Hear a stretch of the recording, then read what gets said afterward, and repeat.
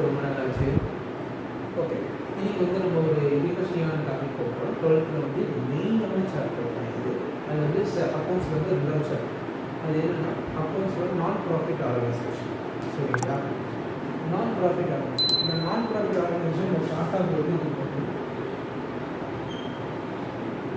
NPO போட்டு. சரிங்களா? இந்த NPOனா நான் ப்ராஃபிட் ஆர்கனைசேஷன். இந்த நான் ப்ராஃபிட் ஆர்கனைசேஷன் அர்த்தம் என்னன்னா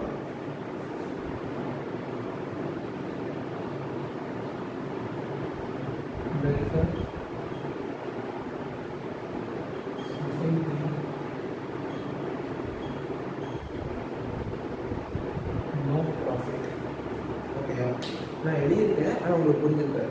இந்த நான் ப்ராஃபிட் ஆர்கனைசேஷன், இந்த உங்களோட ப்ராஃபிட் ஆர்கனைசேஷனை எல்லோரும் உங்களுக்கு என்ன எழுதணும், ப்ராஃபிட்டில் எல்லோரும் மோட்டிவ் பண்ணுறது தான் நினைப்பீங்க. ஆனால் இப்போ இந்த நான் ப்ராஃபிட் ஆர்கனைசேஷன் இருக்கிறவங்க இவங்க வந்து அவங்க ப்ராஃபிட்டே எதிர்பார்க்க மாட்டாங்க, மக்களுக்காக செய்கிறது எதிர்பார்க்கலாம், சொசைட்டிக்காக. ஓகே, அவங்க வந்து ப்ராஃபிட்டே எடுக்க மாட்டாங்க, சுத்தமாக அவங்களுக்கு ப்ராஃபிட்டே வராது. நீங்கள் கேட்கலாம், ஏன் அவங்களுக்கு அந்த ப்ராஃபிட் வரணும், அவங்களுக்கு எப்படி சேலரிஸ்லாம் வருதுன்னா, இந்த நான் ப்ராஃபிட் ஆர்கனைசேஷன் வந்து இஸ் அ கம்பெனி தான். இந்த கம்பெனி ஆக்ட் இது கம்பெனி வராதுன்னு சொல்லுங்கள், இட்ஸ் அ கம்பெனி. சரிங்களா? நான் ப்ராஃபிட் ஆர்கனைசேஷன் வந்து கம்பெனி ஆக்டில் கன்ஃபார்மாக வருது. இந்த கம்பெனி இதான் நான் தெரிஞ்சுக்கணும், நான் ப்ராஃபிட் வந்து ஒரு கம்பெனி தான். ஓகேவா? அவங்களுக்கு வந்து ஏதாச்சும் ஒரு சேரிட்டபிள் ஃபண்ட்ஸ் ஏதாச்சும் வந்துச்சுன்னா இந்த கம்பெனி வந்து ப்ரொவைட் பண்ணும். சரிங்களா? ஓகே, இப்போது இந்த நான் ப்ராஃபிட் ஆர்கனைசேஷன் சொன்ன உடனே அதில் 3 டைப்ஸ் வரும் உங்களுக்கு. நான் ப்ராஃபிட் ஆர்கனைசேஷன் ஃபஸ்ட்டு டைப்ஸ் இருக்குது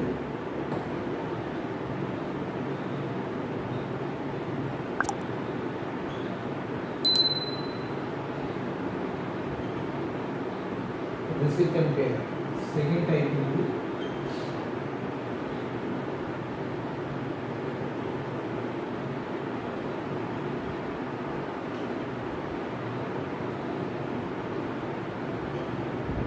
income and expenditure. And third type வந்து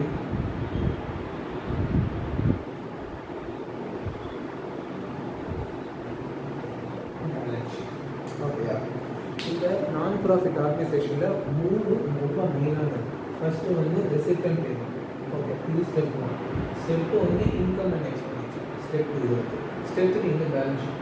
இது எல்லாம் பண்ணி அப்படியே ட்ரேடிங் அக்கௌண்ட் தான். அது எந்த இதுவும் மாற்றல. Trading profit and loss account எப்படின்னா ரெசிபியன்ட் பேமெண்ட், அது ட்ரேடிங் அக்கௌண்ட், இது ஒன்று தான் உங்களுக்கு டிஃப்ரெண்ட்டாக இருக்கும். இன்கம் அண்ட் எக்ஸ்பெண்டிச்சர் அப்படியே ப்ராஃபிட் அண்ட் லாஸ் அக்கௌண்ட்டில் வர மாதிரி தான். அது எந்த டிஃப்ரென்ஸும் வரும், ரெண்டுமே சேம் தான். பேலன்ஸ் ஷீட் கொஞ்சம் டிஃப்ரென்ஸ் ஆகும், but all the things are same. ஆனால் இந்த ரெசிபியன்ட் பேமெண்ட்டில் ஒரே ஒரு மைனஸ் பாயிண்ட் என்னென்னா சப்ஸ்கிரிப்ஷன்ஸ் மட்டும் வரும். கொஞ்சம் சப்ஸ்கிரிப்ஷன் வந்து எல்லோரும் பழகும், ஆனால் அது உங்களுக்கு போக போக உங்களுக்கு ஈஸியாக சொல்லிட்டேன். இன்றைக்கி வந்து நம்ம என்ன கான்செப்ட் பார்க்க போகிறோம்னா ரெசிபியன்ட் பேமெண்ட் உடைய கான்செப்டை பார்க்க போகிறோம். ரொம்ப ஈஸியான மெத்தட் தான். நான் அதுக்கு ஒரு ஃபார்மெட்டும் நான் கொடுக்குறேன், அதை பாருங்கள், உங்களுக்கு ரொம்ப பிடிக்கும். அந்த ஃபார்மெட்டை படித்தாலே அது படித்தா கொஞ்சம் ரெசிபியன்ட் பேமெண்ட் கன்ஃபார்மாக அதே அட்டன் பண்ணி கிடையாது. ஓகேயா? இப்போ உங்களுக்கு எல்லாத்துக்கும் ஒரு கிளாரிட்டி படிச்சுக்கணும். நான் ப்ராஃபிட் ஆர்கனைசேஷன் என்னன்னா மக்களுக்காக எல்லாத்துக்கும் பண்ணணும், சொசைட்டிக்காக. இது டிபெண்ட்ஸ் அப்பான் சொசைட்டி தான், அது எதுக்கும் கிடையாது. ப்ராஃபிட் தான் கம்பெனிஸை கொடுக்கணும். ஓகேயா? அடுத்து வந்து இவங்க வந்து மெயினாக வந்து நான் ப்ராஃபிட்டில் என்னென்ன எக்ஸாம்பிள்ஸ் சொல்கிறேன், சேரிட்டபிள் ஃபண்ட்ஸ். ஓகேயா? அடுத்தது வந்து டொனேஷன்ஸ். ஓகே, தேர்டு வந்து சொசைட்டிஸ் கிளப் மெம்பர்ஷிப்ஸ் இருக்குது. இது வந்து மெயினாக எப்படின்னா அவங்க வந்து சொசைட்டிக்காக தான் செய்கிறாங்களோ, நம்மளுக்காக எதுவும் செய்ய மாட்டாங்க. அதை மட்டும் மெயினாக நாட்டில் வச்சுக்கணும். அவங்களே இப்போ வந்து நான் ப்ராஃபிட் ஆர்கனைசேஷன் நீங்கள் சொல்கிறீங்க, இப்போ அவங்களே ப்ராஃபிட்லாம் அனுபவிச்சுக்குவாங்கல்ல, அவங்களுக்கு லாபம் வருமே, அவங்களுக்கு எந்த லாபமும் வராது. ஏன்னா என்ன சொன்னேன்னா இது ஃபுல்லாக டிபெண்ட்ஸ் ஆன் கம்பெனி. இது வந்து கம்பெனிக்கு தான் ஃபுல்லாக வரும், இவங்களுக்கு எதுவுமே வராது. ஓகே, இவங்க வந்து சொசைட்டிக்கு ஹெல்ப் பண்ணுவாங்க. இவங்க வேலை என்னென்னா கம்பெனிக்கு, நான் ஒரு ப்ரூவ் சொல்கிறேன், இவங்களுக்கு வந்து கம்பெனி என்ன பண்ணுவாங்கன்னா இந்த நான் ப்ராஃபிட் ஆர்கனைசேஷனை கம்பெனியெல்லாம் எப்படி சொல்ல ப்ரொமோட் பண்ணி கொடுப்பாங்க. ஆனால் இவங்களே கண்ணத்தானே ப்ரொமோட் பண்ண மாட்டாங்க, செல்ஃபாகவே எதுவுமே ப்ரொமோட் பண்ண மாட்டாங்க. இவங்க டிபெண்ட்ஸ் பண்ணி தான் ப்ரொமோட் பண்ணுவாங்க. ஓகே, அது நல்லா நான் வச்சுக்கணும். நான் ப்ராஃபிட் ஆர்கனைசேஷனாக மொத்தமாக கொடுக்குற பணத்தை சொசைட்டிக்கு நன்கொடையாக பண்ணுற மாதிரி அப்படி ஒரு கான்செப்டாக வச்சுக்கோங்க. இப்போது இதில் 3 டைப் பண்ணலாம்: recipient payment, income and expenditure, balance sheet. ஓகேங்களா? இந்த ரெசிபியன்ட் பேமெண்ட்டில் ஒன்றே ஒன்று தான் வராது, என்னென்னா நான் கேஷபிள் ஐட்டம்ஸ்.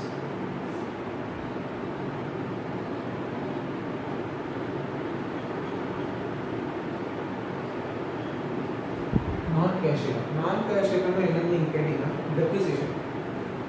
ஏன்னா இதில் வந்து ரெசிப்ட்னாலே என்னன்னா உங்களுக்கு ஒரு இன்கம்.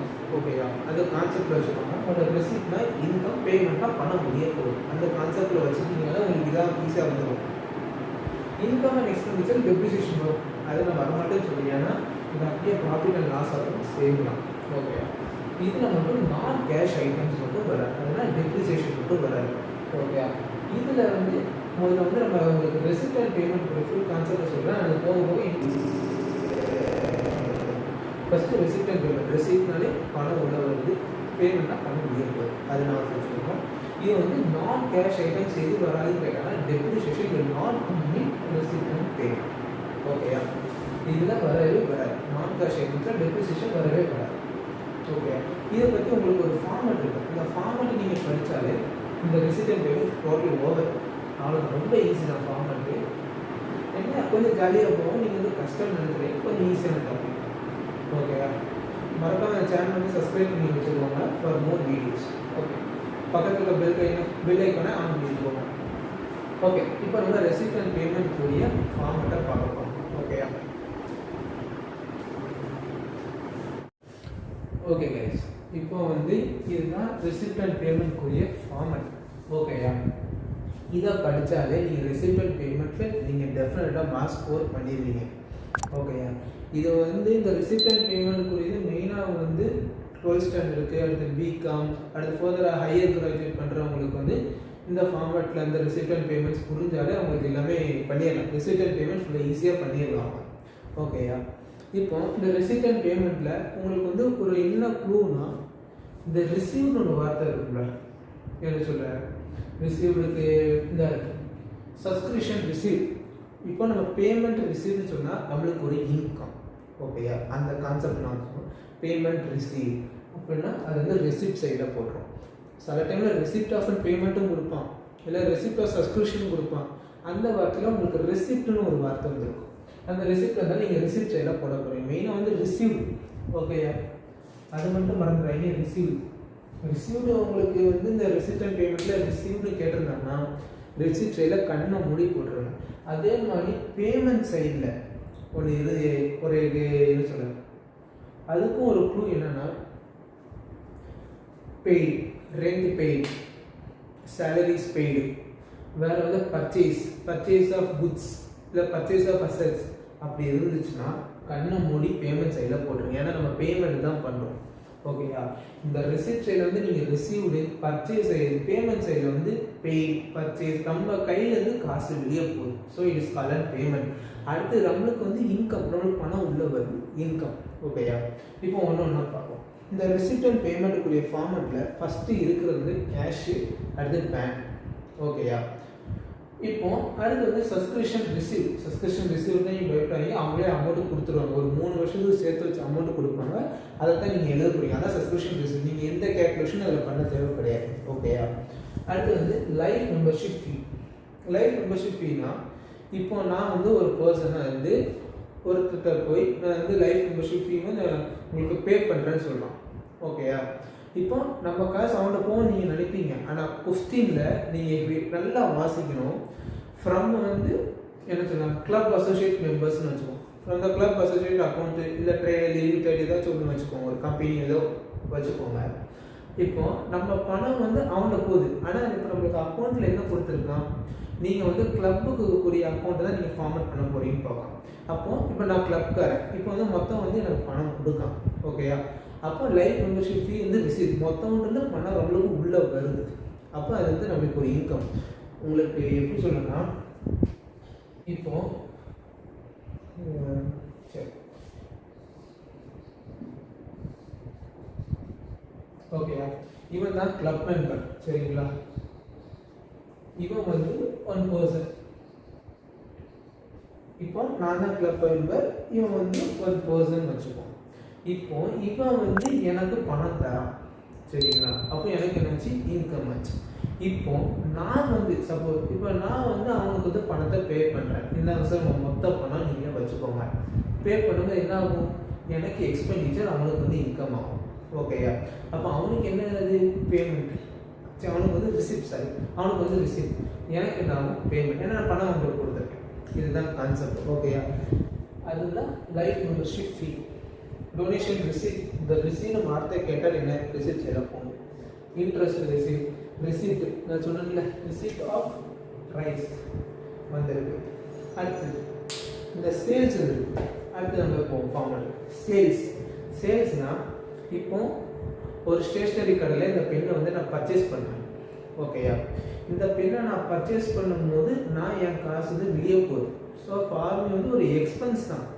ஆனால் கடைக்காரனுக்கு என்ன ஆகும்? ஒரு இன்கம். இந்த பெண்ணை சேல்ஸ் பண்ணிட்டான், ஸோ அவனுக்கு ஒரு இன்கம் தான். அப்போ sales of assets, sales of newspaper. அவன் இப்போ வந்து இந்த பேனை வந்து நம்மக்கிட்ட இருக்கும், கடைக்காரர்கிட்ட தான் இருக்கும். இது வந்து அவனோட அசட்.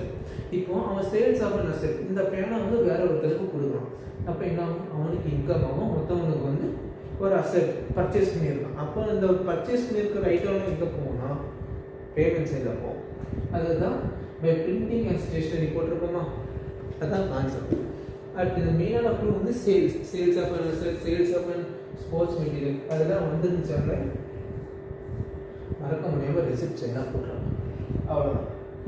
இப்போது இன்னொன்று உங்களுக்கு ரெஃப்ரெஷ்மெண்ட் வந்து தெரியுதுன்னு இல்லை. ரெஃப்ரெஷ்மெண்ட் என்னென்னா நம்ம வந்து டெய்லி நம்ம பண்ணுற செலவுகள் தான். இப்போ நீங்கள் பெட்ரோலில் 50 rupees போடுறீங்களா, 100 rupees போடுறீங்க, டீ காஃபி குடிக்கிங்க, பிஸ்கெட்டு சம்திங் எல்லாத்தையும் பண்ணுறீங்கன்னா அதெல்லாம் ரெஃப்ரெஷ்மெண்ட் தான். ஒரு செலவு பண்ணி ஸ்மால் எக்ஸ்பென்ஸ் மாதிரி, அதான் சேல்ஸ் ஆஃப் ரெஃப்ரெஷ்மெண்ட். ஓகே, இப்போ உங்களுக்கு ஒரு கான்செப்ட் புரிஞ்சிருக்கும்னு நினைக்கிறேன். மறுபடியும் புரியலன்னா வீடியோ மறுபடியும் ரிமைண்ட் பண்ணி மெதுவாக ஸ்லோவாக கேட்டு பாருங்கள், உங்களுக்கு அது புரியும். இப்போ வந்து நம்ம பேமெண்ட் சைடில் போவோம். பேமெண்ட் சைடில் ஃபஸ்ட்டு இருக்கிறதுனா சேலரிஸ். சேலரிஸ் பே மொத்தவங்களுக்கு கொடுப்போம். அப்போ it's call payment. Rent and tax pay. நம்ம வந்து என்ன சொல்ல, கடன்காரனுக்கு ஒரு ஏதோ லோன் அமௌண்ட் கொடுக்கணுமோ இல்லைன்னா வீட்டு வாடகை கொடுக்கணும், அதுதான் வந்து எக்ஸ்பென்ஸ். இன்சூரன்ஸ் பே, மாதம் மாதம் நம்ம பேங்க்கில் வந்து இன்சூரன்ஸ் பே பண்ணுறோம் கொடுப்போம், அது ஒரு எக்ஸ்பென்ஸ் தான். இந்த நான் சொன்ன பர்ச்சேஸ் இருந்துச்சா, கண்ணை வந்து சொல்கிறேன், பர்ச்சேஸ்னு வந்தாலும் மறக்க முடியாமல் பேமெண்ட் சைடில் போட்டுருந்தீங்க. எதுவுமே யோசிக்கலாம், பர்ச்சேஸ்னால பேமெண்ட் சைடில். அடுத்தது வந்து போஸ்டேஜ், பிரிண்டிங் அண்ட் ஸ்டேஷனரி சொன்னேன்ல. இப்போ தான் உங்களுக்கு ஒரு எக்ஸாம்பிள் சொன்னேன். இந்த பேனா வந்து ரொம்ப குறையதே கிடையாது. பட் இது வந்து யார் குறையுது? ஒரு ஸ்டேஷ்னரிக்காரர் குறையாது தான். இந்த ஸ்டேஷ்னரி வந்து அவன் வந்து ஒரு பேனாவை சேல்ஸ் பண்ணுறான். அப்போ சேல்ஸ் பண்ணும்போது என்ன ஆகணும்? அவனுக்கு வந்து இன்கமாக வருது. ரைட்டாக? அது வந்து சேல்ஸ் ஆஃப் ஸ்டேஷ்னரி இங்கேயும் போடலாம். போட்டதுக்கு பிறகு இவன் வந்து அதை பர்ச்சேஸ் பண்ணிடுவான். யார்? இப்போ இவன் வந்து கடைக்காரன்னு வச்சுக்கோம். நான் ஒரு பேனை பர்ச்சேஸ் பண்ண வரேன். பர்ச்சேஸ் பண்ணும்போது இந்த பேனை வந்து இந்த கடைக்காரன் வந்து சேல்ஸ் பண்ணிட்டான். சேல்ஸ் பண்ணால் அவனுக்கு இன்கம் வந்துடுது. நான் இது எனக்கு வாங்கும்போது நான் பர்ச்சேஸ் பண்ணுறேன். அப்போ பர்ச்சேஸ் ஆஃப் ஸ்டேஷ்னரி. ஓகே, இந்த கான்செப்ட் புரிஞ்சுருக்கும்னு நினைக்கிறேன். புரிஞ்சிருக்கும் அப்படிங்கிறது. அடுத்து பர்ச்சேஸ் ஆஃப் ஸ்போர்ட்ஸ் மெட்டீரியல்.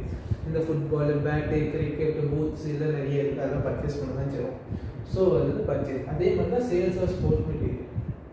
கடைக்காரன் சேல்ஸ் பண்ணுறான். அப்போ அவனுக்கு என்ன இன்கம் வரும். இவனுக்கு வந்து பர்ச்சேஸ் பண்ணுறான். அவ்வளோதான். ப்ரைஸ் அவார்டுன்னா மொத்தம் வந்து ஒரு கிஃப்ட்டை வந்து ப்ரெசென்ட் பண்ணுறான். ஓகேயா? கிஃப்ட்டு ப்ரெசென்ட் பண்ணால் அவன் காசுலேருந்து போட்டு செலவு பண்ணுறான்னு வச்சுக்கோங்க. Prize award. அப்போ அவனுக்கு என்ன ஆகும்? பேமெண்ட்டு தான். அவனுக்கு லாபம் கிடைக்கும். இப்போ ஒரு பர்த்டே கிஃப்ட்டு, பர்த்டே பார்ட்டின்னு வச்சுக்கோங்க. இப்போ நான் வந்து எனக்கு பிறந்தேன், மொத்தம் வந்து எனக்கு கிஃப்ட்டு கொடுக்கலாம். ஆனால் எனக்கு இன்கம் தான். ஆனால் அவனுக்கு வந்து லாஸ்ன்னு சொல்ல முடியாமல் அவனுக்கு வந்து பேமெண்ட் ஆயிடுச்சு. ஸோ அது வந்து ப்ரைஸ் அவார்டு. அண்ட் அதான் ஜென்ரல் எக்ஸ்பென்சஸ். சில எக்ஸ்பென்சஸ்னு எப்படின்னா ரெஃப்ரெஷ்மெண்ட் வந்து சேல்ஸ் ஆஃப் ரெஃப்ரெஷ்மெண்ட் அது இந்த பக்கம் வராது. அதான் ஜென்ரல் எக்ஸ்பென்சஸ். அவங்களே கொஸ்டினில் கொடுப்பாங்க. மோஸ்ட்டாக வந்து 12th வந்து கேட்க மாட்டாங்க. சப்போஸ் கேட்டாங்கன்னா அதான் ஜென்ரல் எக்ஸ்பென்சஸ் போட்டு அந்த அமௌண்ட்டு போட்டுருவாங்க. Balance sheet, cash and bank. இங்கே பிடி, இங்கே சிடி. ப்ரோ நீங்கள் கேட்பீங்க, ப்ரோ எப்படி ப்ரோ இதுனா இப்படி கேஷ் அண்ட் பேங்க் நம்ம எப்படி கண்டுபிடிக்கிறதுன்னு கேட்பீங்க. யாரும் பயப்படாதீங்க. உங்களுக்கு கொஸ்டின் பேப்பர்லேயே கேட்டிருப்பான். உங்களுக்கு வந்து கேஷ் வந்து இவ்வளோ அமௌண்ட்டு, பேங்க் வந்து இவ்வளோ அமௌண்ட்டு, அடுத்த க்ளோசிங் பேலன்ஸு கேஷு பேங்க்கு இவ்வளோ அமௌண்ட்டு கொடுத்துருப்பாங்க. ரைட்டா? இன்னொன்று மோஸ்ட்டாக என்ன சொல்கிறோன்னா, இந்த ரெசிப்ட் அண்ட் பேமெண்ட் வந்து மோஸ்ட்டாக கேட்பாங்க. பட் ரொம்ப மோஸ்ட்டாக கேட்க வந்து income and expenditure step 2 and step 3 balance sheet. இல்லைன்னா மொத்தமாக கேட்டு உங்களுக்கு 15 மார்க்லேயே வச்சுருவாங்க. ஸ்டெப் 1, ஸ்டெப் 2, ஸ்டெப் 3 பார்த்தோம்னா மொத்தமாக கேட்டு 15 மார்க்ஸ் உங்களுக்கு டெஸ்ட் கேட்க நிறைய இருக்குது.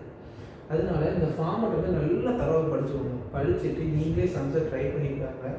ஏதாச்சும் டவுட் இருந்தால் நான் இன்ஸ்டாகிராம் லிங்க்கை கொடுப்பேன், மறக்காமல் அதில் கேளுங்க.